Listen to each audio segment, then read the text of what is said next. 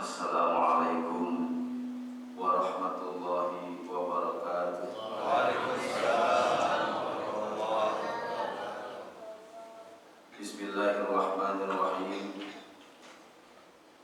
Alhamdulillahilladzi ja'ala syahra ramadhana afdalas syuhur. Wassalatu wassalamu ala sayyidina wa habibina wa syafi'ina wa qurrati a'yunina wa maulana Muhammadin alladzi aqama manaral islami ba'da duthur wa ala alihi wa ashabihi salatan wa salaman daimaini mutalazimaini min yaumina hadza ila yaumil ba'tsi wan nusyur. Amma ba'du, wa yaqulu Allah subhanahu wa ta'ala fi muhkami tanzilih wa huwa a'lamu bi muradih. A'udzu billahi minasyaitonir rajim. Bismillahirrahmanirrahim. Wa litukmilul 'iddata wa litukabbirullaha 'ala ma hadakum wa la'allakum tashkurun. Shadaqallah wa shadaqa Rasulullah sallallahu alaihi wasallam.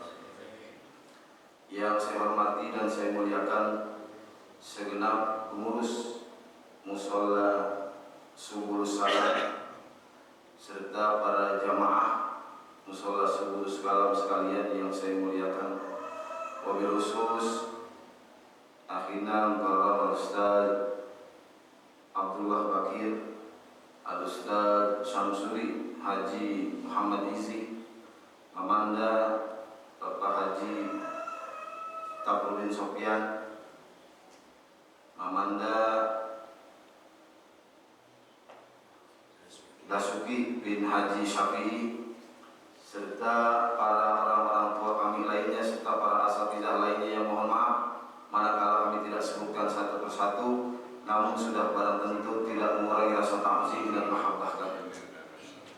Yang pertama dan yang utama, marilah sama-sama kita panjatkan puji syukur kehadirat Allah Subhanahu wa taala yang hingga pagi hari ini, tepatnya di tanggal 27 daripada bulan suci Ramadan 1445 Hijriah, Allah Subhanahu wa taala masih memberikan kita berbagai macam nikmat dan karunia-Nya, baik itu nikmat iman, Islam, ihsan, nikmat sehat wal afiyah, taufik dan hidayah, serta nikmat panjang umur yang alhamdulillah dengan nikmat-nikmat tersebut kita masih dapat melaksanakan tugas-tugas dan kewajiban kita selaku hambanya, khususnya kita melaksanakan amaliyah Ramadan, baik itu ibadah puasa, qiyamul lail, tadarus Al-Quran, sedekah dan sebagainya, yang harapan kita mudah-mudahan segala amaliyah Ramadan kita, baik yang sudah kita laksanakan maupun yang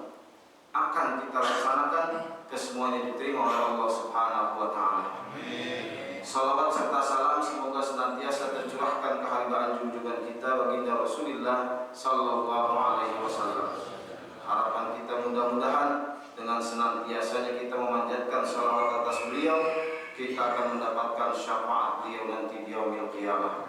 Amin amin ya rabbal alamin. Ini saya kalau biasa ini begini.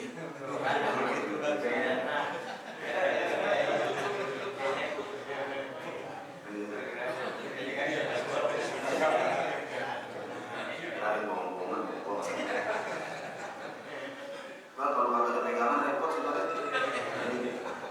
Bukan hidup doang kalau ada pegangan repot. Setelah ceramah begini juga kalau ada pegangan repot juga. Para bapak, para ibu, hadirin hadirat jamaah sekalian yang mulia, rasanya baru kemarin kita memanjatkan doa kepada Allah Subhanahu wa taala. Allahumma barik lana fi Rajab wa Sya'ban wa ballighna Ramadan. Perasaan baru kemarin kita baca doa itu. Kemudian kita lanjutkan, perasaan juga baru kemarin kita mengucapkan kalimat marhaban ya syahr Ramadan, marhaban ya syahr Siyam. Perasaan baru kemarin kita mengucapin kalimat-kalimat itu, doa-doa itu. Ternyata sekarang, tahu-tahu sekarang kita sudah berada di penghujung daripada bulan suci Ramadan. Jadi hidup itu ya tahu-tahu udah mau habis di Ramadan. Tahu-tahu udah mau di ujung Ramadan. Nah, tentunya kita tidak bisa melawan ini semua karena ini semua sudah merupakan kudrah ilahiyah. Waktu berjalan sesuai dengan ketentuan Allah Subhanahu wa taala. Namun harapan kita mudah-mudahan segala amaliyah kita, waktu ibadah-ibadah kita yang kita laksanakan kesemuanya diterima oleh Allah Subhanahu wa taala. Jamaah sekalian yang mulia, kata ulama ada dua nikmat yang sering dilupakan oleh manusia. Ada dua nikmat yang sering dilupakan oleh manusia. Apa itu? Yang pertama kata ulama nikmatul ijad. Yang kedua nikmatul imdad. Pernah dengar gitu? Pernah dengar enggak? Hah? Itu baru saja ngomong. Jadi kata ulama ada dua nikmat yang sering dilupakan oleh manusia. Yang pertama namanya nikmatul ijad. Apa itu nikmatul ijad? Nikmatul ijad itu nikmat Allah Subhanahu wa taala menciptakan kita, menjadikan kita. Nikmat Allah Subhanahu wa taala mengadakan kita dari yang tadinya tidak ada menjadi ada. Ini namanya nikmatul ijad. Jadi Bapak Saudara, kehadiran kita di alam dunia ini adalah semata-mata kehendak Allah Subhanahu wa taala. Bukan kehendak orang tua kita, bukan. Orang tua kita cuma sabab doang. Sabab.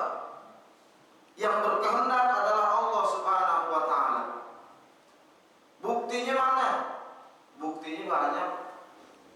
Suami istri dalam rumah tangga udah lama berumah tangga, pengen punya anak, ternyata udah setahun, 2 tahun, bahkan belasan tahun, puluhan tahun keinginannya tidak pernah tercapai karena memang Allah tidak berkehendak. Demikian juga ada mungkin suami istri yang masih pengen berduaan, belum ingin kehadiran seorang anak di dalam rumah tangganya, ternyata Allah berkehendak lain. Biar dibendung bagaimana juga, kalau Allah udah berkehendak jadi. Ini nikmat Allah Subhanahu wa taala yang menciptakan kita, mengadakan kita.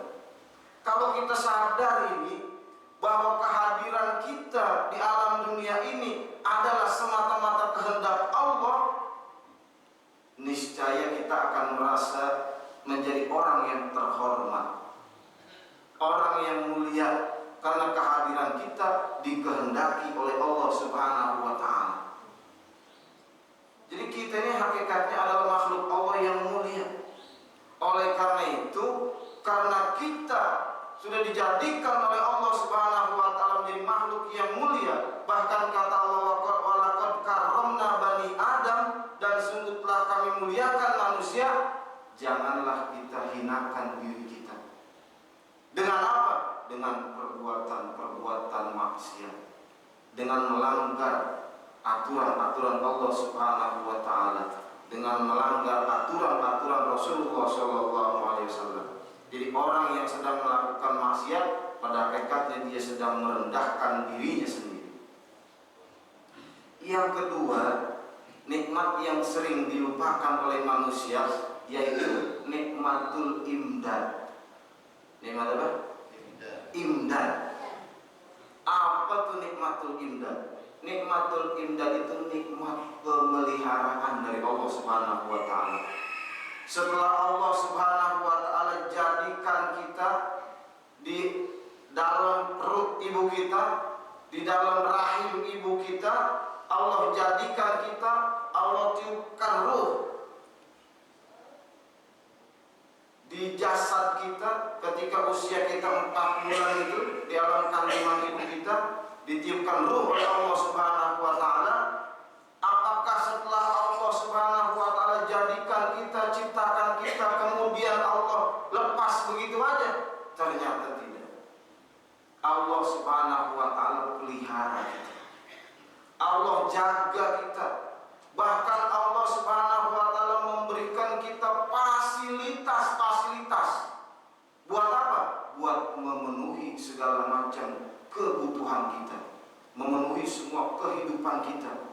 Dari kita berada di alam rahim, lahir brojol kita ke alam dunia, beranjak menjadi anak-anak, beranjak menjadi remaja, dewasa, sampai tua bangka kayak begini, ini semuanya tidak lepas daripada nikmat Allah Subhanahu wa taala, yaitu nikmatul imdad. Dari sejak kita di alam rahim, Allah sudah pelihara kita, ditempatkan kita di rahim yang begitu kokoh, yang disebut qararin makin, tempat yang sangat kokoh, yang sangat kuat.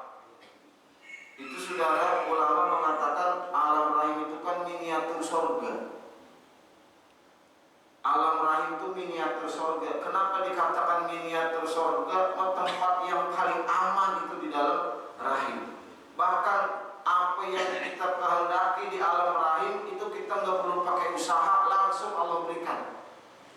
Itu janin di alam rahim ketika dia lapar nggak pakai usaha, langsung ditransfer makanan dari ibunya melalui tali plasenta.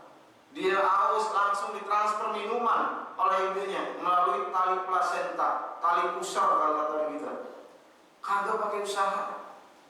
Bahkan di alam rahim itu nggak ada kotoran. Jadi kita kagak buang kotoran di alam rahim. Di surga juga begitu. Apa yang kita inginkan nanti di surga, itu semuanya akan terlaksana, disediakan oleh Allah Subhanahu wa taala. Apa yang kita inginkan nanti di dalam surga. Dan di dalam surga orang nggak ada yang buang kotoran, nggak ada yang buang kotoran. Beda dengan di alam dunia. Tapi pemeliharaan Allah bukan di dalam rahim doang. Begitu kita lahir ke alam dunia, masih bayi, masih merah, Allah sudah siapkan fasilitas yang luar biasa. Udah disiapin fasilitas. Kitanya belum lahir, fasilitasnya udah disiapin. Apaan tuh fasilitas? Yang pertama yang disiapkan oleh Allah, fasilitas buat kita adalah pabrik susu. Pabrik susu. Nggak tanggung-tanggung, 2 disiapin. 2 1? 2, kalau 1 kayak tumor. 2 disiapin tuh. Buat apa? Buat memenuhi kebutuhan kita. Cuma bayi begitu lahir nangis, saudara. Kenapa nangis? Waktu di alam rahim, apa yang menjadi keinginannya udah terlaksana, nggak pakai usaha. Kalau di alam dunia, apa yang diinginkan kudu pakai usaha. Kudu pakai usaha. Lapar, memakan, kudu usaha. Kalau di dunia, apa usahanya bayi? Nangis. Tapi Allah sudah siapkan fasilitas buat kita. Terus beranjak kita menjadi anak-anak, remaja, dewasa sampai tua, tetap Allah Subhanahu wa taala memberikan kita fasilitas. Segala amalia kita, waktu ibadah kita yang kita laksanakan, semuanya diterima oleh Allah Subhanahu wa taala. Saudara sekalian yang saya muliakan, jemaah sekalian yang mulia, kata ulama ada 2 nikmat yang sering dilupakan oleh manusia. Ada 2 hamba-hambanya yang benar-benar taat kepadanya, dan mana hamba-hambanya yang kufur kepadanya. Makanya di alam dunia ini kita diberikan ujian oleh Allah Subhanahu wa taala. Yang di dalam Al-Qur'an dikatakan wala nabluukum bisyarri wal khairi. Allah uji kita di dunia ini. Ujian dari Allah Subhanahu wa taala cuma 2. Apa ujiannya? 1, diberikan nikmat oleh Allah Subhanahu wa taala. Jadi diberikan nikmat itu ujian. Kita selama ini kan menganggap kalau diberikan nikmat itu bukan ujian, anugerah aja, anugerah. Padahal itu ujian dari Allah. Bisyarri wal khairi. Bisyarri itu diberikan musibah-musibah, hal-hal yang menurut kita enak. Jadi ujian kita di dunia dua. Yang pertama nikmat, yang kedua musibah. Siapa yang lulus dengan ujian ini? Kalau yang diuji dengan nikmat, maka yang diperintahkan adalah bersyukur. Yang diperintahkan adalah bersyukur. Kalau yang diuji dengan musibah, maka yang diperintahkan adalah sabar. Jadi cuma dua. Kalau nggak bersyukur, sabar. Bersyukur, sabar. Bersyukur, sabar. Udah itu doang. Nggak lebih. Bersyukur. Bersyukur itu apa sih?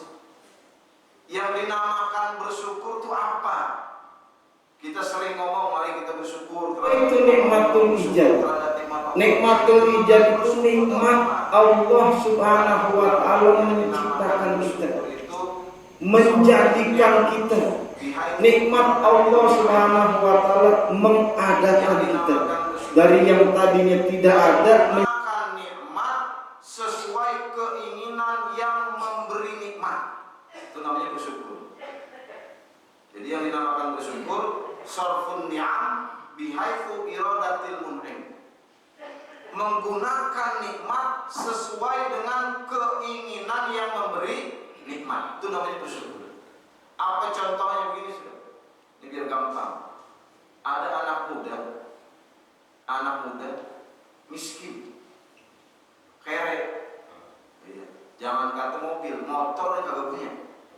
Kalau sekarang anak muda punya motor, ya kere gitu, ya, gitu. Ini anak muda miskin, jangankan mobil, motor dia punya. Anak muda. Ternyata punya cewek orang kaya. Punya cewek orang kaya. Ini anak muda datang ke rumah cewek ini sebulan sekali. Sebulan sekali. Kemudian ditanya sama ceweknya, "Bang, kenapa sih bang, abang kok datang sebulan sekali? Kelamaan bang. Saya keburu kangen bang, kalau sebulan sekali datangnya." Kata cowok, "Lah kan kamu tahu sendiri, saya kan kagak punya motor, boro-boro mobil, motor aja gak punya. Ini datang ke sini aja naik Grab, naik Grab, ngumpulin duit naik Grab." Akhirnya saudara, ini ceweknya kalau udah terlanjur sayang sama cowoknya, ini ceweknya cowoknya dibeliin motor. Tujuannya apa tuh dibeliin motor? Tujuannya biar bisa datang seminggu sekali.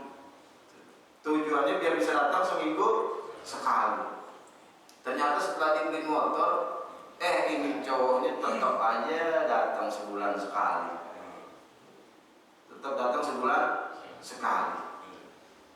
Selusur ternyata ini cowoknya kalau malam minggu itu motor dipakai buat ngetrek sama kawan-kawannya. Apa dipakai buat apa? Dipakai buat ngetrek. Yang jadi pertanyaan, kira-kira cewek ini marah nggak? Marah. Diambil lagi tuh motornya bisa. Bener ya? Itu saudara, kalau seandainya itu cewek yang cowoknya datang seminggu sekali, atau bahkan mungkin seminggu bisa 2 kali, hujan-hujan dia datang juga, naik motor. Kira-kira kata cowoknya apa? Kata ceweknya, "Ini abang dibeliin motor aja, hujan-hujan datang juga. Bisa-bisa dibeliin mobil itu. Bisa-bisa dibeliin mobil." Ini cowok yang miskin, yang kerek itu gambaran kita, saudara. Itu cowok yang miskin, yang kerek, yang kagak punya apa-apa tuh gambaran kita. Kita ini diberikan nikmat panjang umur oleh Allah, diberikan nikmat sehat oleh Allah. Buat apa? Buat ibadah. Dikasih nikmat sehat sama Allah buat ibadah. Ini dikasih nikmat panjang umur, dikasih nikmat sehat, masih aja kagak mau ibadah. Ntar malaikat kagak soal, becak aja lah. Coba seandainya kita menggunakan nikmat ini dengan sebaik-baiknya, sesuai dengan keinginan Allah Subhanahu wa Ta'ala yang memberikan nikmat, insya Allah nikmat kita akan ditambah oleh Allah Subhanahu wa Ta'ala. Diberikan rizki oleh Allah, diberikan rizki oleh Allah, kelebihan rizki diberikan oleh Allah. Buat apa? Buat sedekah, buat bantu fakir miskin, buat bantu duafa, buat bantu anak-anak yatim, buat bantu pembangunan musola dan sebagainya dan sebagainya. Ini tujuan Allah Subhanahu wa Ta'ala memberikan harta kepada kita, memberikan rezeki kepada kita. Apalagi kita udah di akhir-akhir Ramadan ya. Biasanya orang kita banyak yang ngeluarin zakat tuh untuk mengambil keberkahan di bulan Ramadan, di akhir-akhir Ramadan. Keluarin zakat, jangan sampai nggak dikeluarin zakatnya. Gara-gara 2,5% harta kita yang memang sudah kewajiban mengeluarkan zakat itu jadi kotor semua. Gara-gara 2,5% kita nggak keluarkan. Ini yang wajib. Belum lagi yang sunnah, sedekah dan sebagainya, kesantunan anak yatim dan sebagainya. Ini namanya kita menggunakan nikmat sesuai dengan keinginan yang memberi nikmat.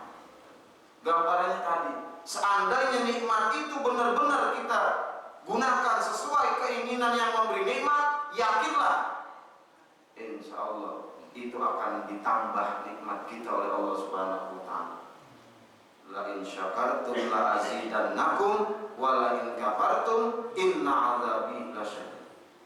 Seandainya harta yang kita miliki, harta yang Allah titipkan kepada kita, ini kita manfaatkan, kita gunakan sesuai dengan kehendak Allah yang memberikan harta itu, insya Allah terus akan Allah tambahkan nikmat itu kepada kita. Jadi kata Nabi, mana qasamalun bi sadaqatin bal yazdad bal yazdad bal yazdad. Enggak bakalan kurang harta dengan sebab disedekahkan, bakalan bertambah. Ini kadang-kadang kita kan matematik kita dengan matematik Allah itu beda. Kalau matematik kita punya duit 1 juta, kita infakkan, kita sedekahkan 100.000, kan tinggal 900.000. Itu matematik kita. Kalau matematik Allah lain. Itu justru duit kita tuh yang 100.000 yang sudah kita infakkan, dan itu akan diganti oleh Allah dengan berlipat-lipat ganda. Cuman kadang-kadang keyakinan kita kurang. Makanya begini-begini aja. Disuruh sedekah, disuruh ngamal, nungguin kaya. Disuruh sedekah, suruh ngamal, nungguin kaya. Emang urat miskin. Uratnya kelihatan urat miskin, kapan mengamalnya kalau nungguin kaya? Semampu kita. Nah, di akhir Ramadan ini ada satu kewajiban kita. Apa di antaranya kewajiban kita di akhir Ramadan ini adalah mengeluarkan zakat fitrah. Ini juga kewajiban dari Allah.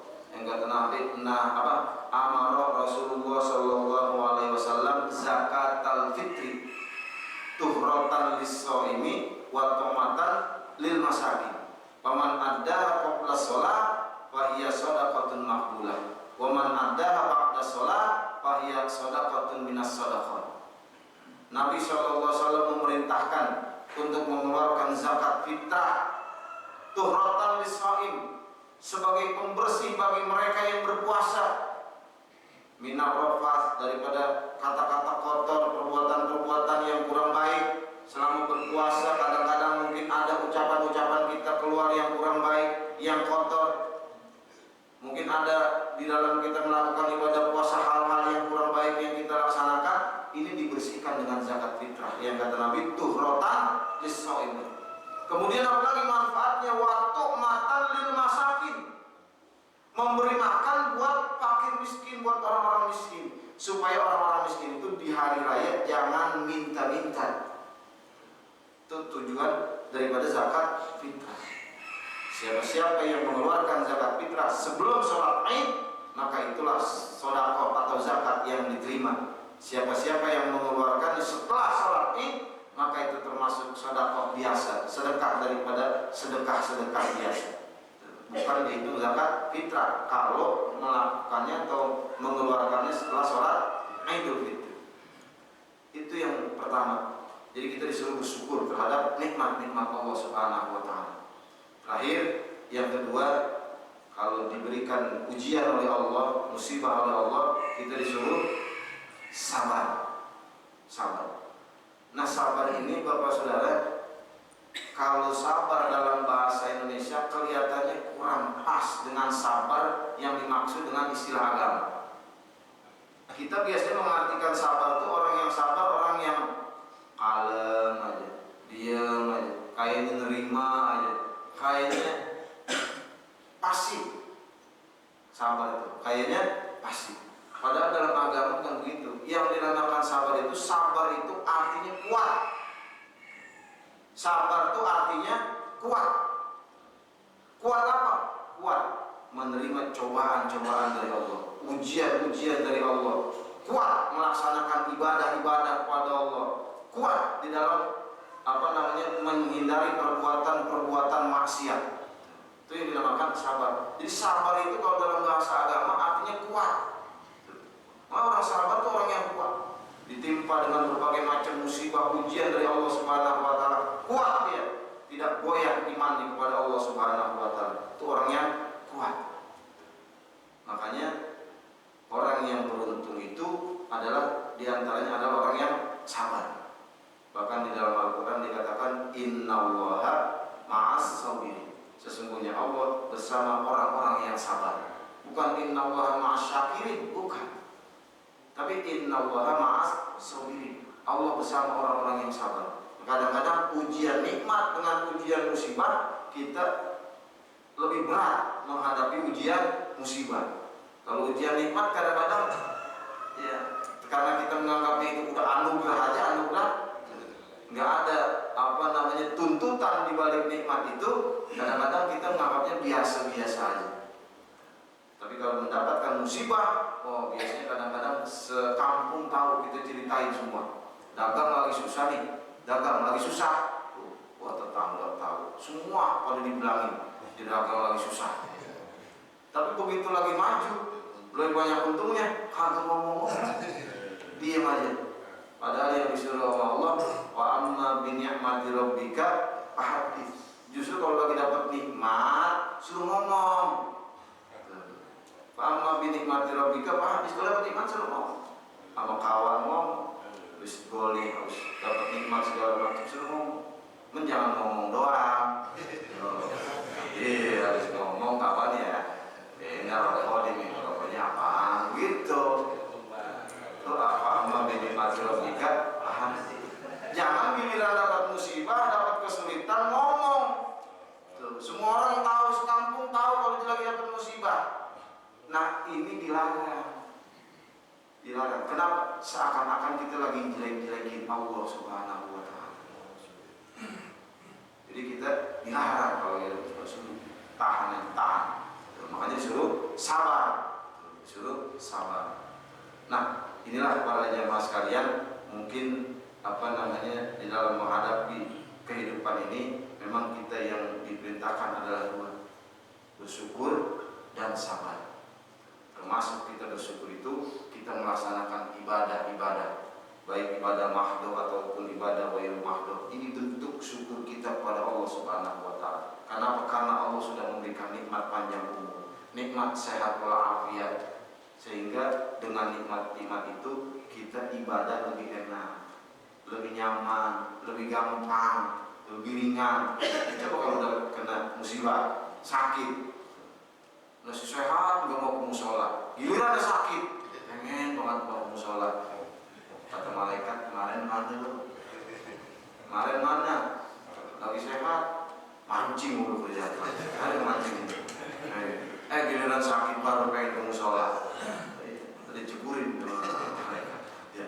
Nah, para bapak, para jamaah sekalian yang saya muliakan, saya kira ini mungkin sekedar apa yang dapat kami sampaikan, dan Allah mudahkan buat saya untuk saya sampaikan pada kesempatan pagi hari ini.